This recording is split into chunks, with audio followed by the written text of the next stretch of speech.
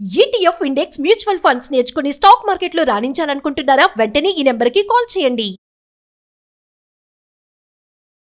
Hello వీస్, welcome back to our channel. ఈరోజు మనతో ఉన్నారు స్టాక్ మార్కెట్ అనలిస్ట్ అయిన సుందరం రెడ్డి గారు. సార్తో మాట్లాడదాం. నమస్కారం సార్. నమస్తే sir, quant small cap mutual fund ఏదైతే ఉందో అది దినదినాభివృద్ధి అనే పదానికి పర్ఫెక్ట్ మీనింగ్ చూపిస్తూ ఉంది. అయితే లేటెస్ట్ అప్డేట్స్ ప్రకారం క్వాంట్ మ్యూచువల్ ఫండ్ పోర్ట్ఫోలియోలో ఏ ఫండ్స్ ఉన్నాయి, అంటే ఏ కంపెనీస్ ఉన్నాయో తెలుసుకుందామని ఈ క్వశ్చన్ అడుగుతా ఉన్నాను. కొత్తగా అంటే రిలయన్స్ అయితే టాప్ నెంబర్ 1 అలొకేషన్లో ఉందండి.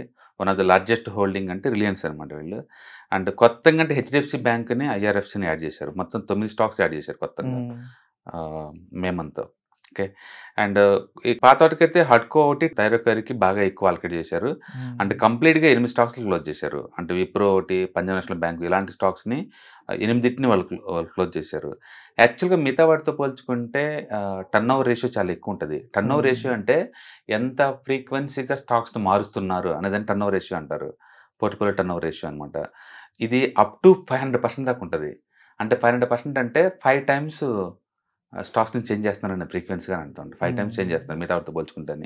బట్ ఎంత మారుస్తున్నా సరే వీళ్ళు ఎక్స్పెన్స్ రేషియో 0.64 అండి. వాళ్ళు ఎక్కువ చేంజ్ చేస్తున్నారు స్టాక్స్, నథింగ్ బట్ ట్రేడింగ్లా చేయటమే కదా. అప్పుడు బ్రోకర్ ఫీజు ఎక్కువ పడతాయి కదా, వాళ్ళు ఎక్కువ ఛార్జ్ చేయాలి యాక్చువల్గా మన దగ్గర నుంచి. బట్ ఛార్జ్ అయితే మిగతా వాళ్ళలాగా 0.64 ఛార్జ్ చేస్తున్నారు. ఓకే. అందుకని ఎవరైనా కొంచెం అగ్రెసివ్గా ఉన్న వాళ్ళకి ఇది బాగుంటుంది, ఈ క్వాంట్ స్మాల్ క్యాప్ మిగతా వాళ్ళతో పోల్చుకుంటే. And granules and confidence petroleum ఇలాంటిలో పొజిషన్ బాగా తగ్గించుకున్నారు.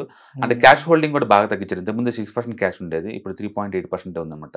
మొత్తానికి లాస్ట్ 1 yearలో ఇది 64% అండి ఇయర్లీ గ్రోత్ ఉన్నది.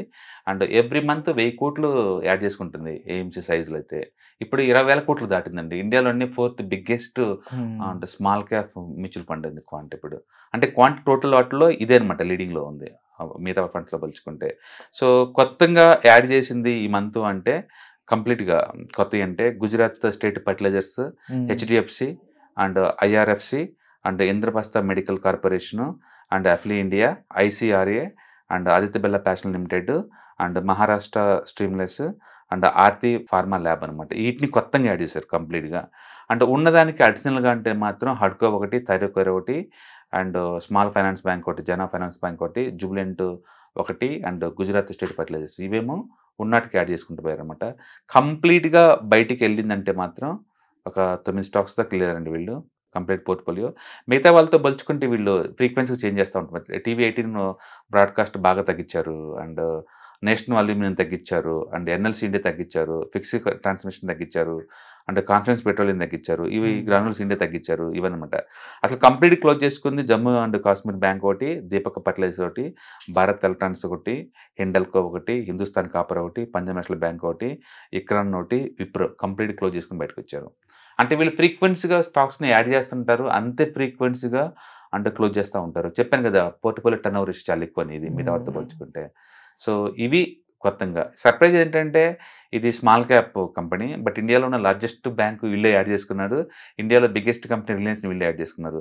బేసికల్గా ఏంటంటే యాంఫీ అండ్ సెబీ రూల్స్ ప్రకారం స్మాల్ క్యాప్ మ్యూచువల్ ఫండ్ అంటే ఆ కేటగిరీలో 65% పెడితే సరిపోతుంది. రెస్ట్ ఆఫ్ మనీ వాళ్ళ ఇష్టం ఎక్కడైనా పెట్టుకోవచ్చు. వీళ్ళు ఏంటంటే క్విక్గా ఎన్కాష్ చేసుకోవచ్చు రేపొద్దున క్రైసిస్ ఆ టైంలో. ప్లస్ బ్యాలెన్స్ కోసం ఏంటంటే లార్జ్ క్యాప్ ఇన్వెస్ట్ చేస్తారు. చాలామంది సెటిల్ వేస్తారు, పేరేమో స్మాల్ క్యాప్, వీళ్ళు పెట్టేదేమో లార్జ్ క్యాప్ అని. బట్ వాళ్ళు ఫ్రీడమ్ తీసుకుంటారు విత్ ఇన్ ద రూల్స్ ప్రకారమే. అండ్ 35% ఎక్కడైనా పెట్టుకోవచ్చు అనమాట. వీళ్ళు బ్యాలెన్స్ చేస్తుంటారు.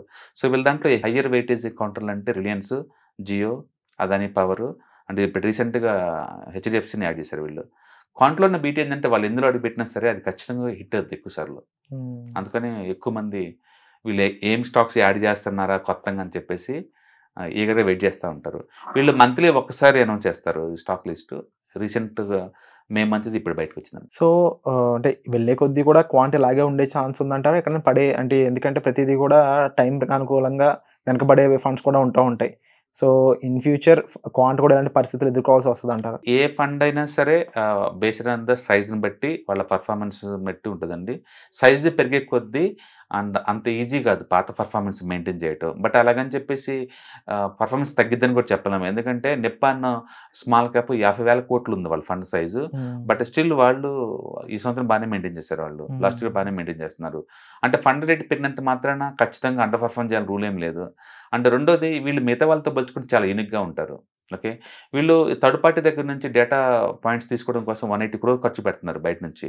దాని మీనింగ్ ఏంటంటే వీళ్ళ బోల్డ్ అంత రీసెర్చ్ చేసి ప్యాటర్న్స్ మొత్తం, అంటే weather patterns and investment behaviour patterns and investment import export patterns ఇవన్నీ బేస్గా తీసుకొని అనలైజ్ చేసి ఇన్వెస్ట్ చేస్తూ పోతున్నారు. సంథింగ్ యూనిక్ ఇండియన్ మార్కెట్స్కి ఈ మెథడాలజీ అనేది అనమాట. వాళ్ళు ఇన్హౌస్ స్టాప్ తక్కువే కానీ బట్ అవుట్సోర్సింగ్ ఎక్కువ అనమాట. వీళ్ళు ఆల్మోస్ట్ 184 crores ఖర్చు పెడుతున్నారు బయట అవుట్సోర్సింగ్కి ఇది డేటా కోసం. దాన్ని బట్టి మనం ఎంచుకోవచ్చు వీళ్ళు ఎంత అగ్రెసివ్గా థర్డ్ పార్టీ మీద డిపెండ్ అవుతున్నారు అనేది. ఏదైనా కానీ performance does matter end of the day. మనం ఎన్ని సెటర్లు వేసుకున్నా సరే నువ్వు లార్జ్ క్యాప్లో పెట్టు, స్మాల్ క్యాప్లో పెట్టు, మిడ్ క్యాప్లో పెట్టు, I need more money, that's enough. Okay, last 5 years నుంచి మాత్రం ద బెస్ట్ కేటగిరీలో ఇదే నడుస్తుంది ప్రతి కేటగిరీలో కూడా. లార్జ్ క్యాప్, మిడ్ క్యాప్, అంతెందుకు వీళ్ళది హైబ్రిడ్, అగ్రెస్ మ్యూచువల్ ఫండే నీకు లాస్ట్ ఇయర్ 40% ఇస్తుంటే ఊహించుకోండి. ఇంకా మామూలుగా అయితే హైబ్రిడ్ ఫండ్స్ అంటే ఇయర్లీ 12, 13, 14 అంతే. వీళ్ళు వాళ్ళ ఆ ఇయర్ కూడా 40% తీసుకెళ్లారు వాళ్ళు. అంటే దే ఆర్ వెరీ అగ్రెసివ్ అంతే. ఇంకా అంటే ట్రెడిషనల్ పీపుల్ లైక్ చేయకపోవచ్చు, బట్ ఎవరైనా రేట్ ఆఫ్ రిటర్న్ ఎక్కువ కావాలంటే తీసుకోవచ్చు. అంటే ముందు రోజుల్లో పాస్ట్ పర్ఫార్మెన్స్ గ్యారెంటీ అంటే గ్యారెంటీ అనే పదం కాదులే కానీ బట్ పర్ఫార్మెన్స్ కంటిన్యూ అవుతూనే అనుకుందాం. మనం ఏదైనా సరే ఎవ్రీ 1 yearకి ఒకసారి ఇండెక్స్ తోటి కంపారిజన్ చేయడం కంపల్సరీ, బెంచ్ మార్క్ ఇండెక్స్ తోటి. ఆ పర్ఫార్మెన్స్లో అది నెగ్గినంత కాలం మనం ఉంచుకోవచ్చు. ఫెయిల్ అయిందనుకోండి దాన్ని ఆపేసి ఫస్ట్ టెంపరీగా ఇంకో దానికి చూసుకోవడం బెటర్ అనమాట. అందుకని ఎవ్రీ ఇయర్ రివ్యూ ఒకసారి చేసుకోవడం బెటర్. గుడ్డిగా క్వాంటిటీలు వస్తుంది కదా అని చెప్పేసి. ఎందుకంటే ఇంతకుముందు ఎస్బీఐ బెస్ట్, దాని ముందు డిఎస్పీ బెటర్, దాని ముందు ఫ్రాంక్లిన్ టెంపుల్టన్ బెస్ట్, అట్లా ఒక్కొక్కటి మారుకుంటూ వస్తుంది. అందుకని ఇది కూడా ఫ్యూచర్లో ఉంటుందని గ్యారంటీ కాదు. నిప్పన్లాగా ఉండకపోవచ్చు ఎవరి మీద. బట్ మనమైతే అలర్ట్గా ఉండి ఇయర్లీ ఒకసారి రివిజన్ చేసుకుంటూ ఉండాలి. బెంచ్ మార్క్ ఇండెక్స్ బీట్ చేస్తుందా లేదా అనేది. అవును, సేఫ్గా ఉంటుంది. రోజు కాదు ఇయర్లీ ఒకసారి బెంచ్ మార్క్ ఇండెక్స్ని బీట్ చేసినందుకు ఉంచుకోవచ్చు. Thank you so much sir, quant గురించి మరొకసారి మాకు అప్డేట్స్ ఇచ్చినందుకు. సుమన్ టీవీలో మీ పర్సనల్ అండ్ బిజినెస్ ప్రమోషన్స్ కోసం కింది నెంబర్కి కాంటాక్ట్ చేయండి.